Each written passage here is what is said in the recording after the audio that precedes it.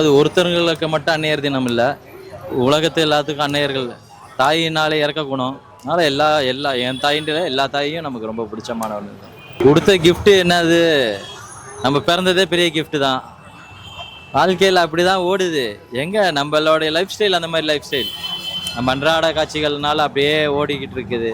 என்னமோ நம்ம அவங்களுக்கு கொடுத்துருக்குறோம். அவங்க நினைச்சது நம்மள நல்லா படிக்க வைக்கணும்னு நினைச்சாங்க, அதுவே நம்ம கொடுக்க முடியல. அதுக்கு ஈடு எதுவும் இல்லை. அதனால நம்ம சொல்லிக்கிற இது மாதிரி சின்ன வயசுல இருந்து நீங்க ஒரு அம்மா ஒரு செயல் செஞ்சிருப்பாங்க, அது உங்களுக்கு ரொம்ப பிடிக்கும். அது என்ன என்ன இப்போ வரைக்கும் அது ஞாபகம் வச்சுக்கிட்டு அவங்க எப்பவும் நம்மள எந்த ஒரு இதுவாக இருந்தாலும் தோர்ந்து போகாமல் சொல்லுவாங்க.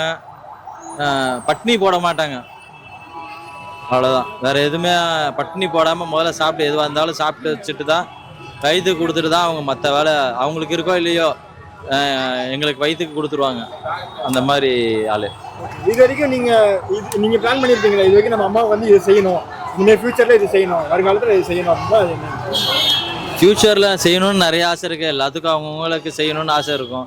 எனக்கு அந்த மாதிரி நிறைய ஆசைகள் இருக்குது.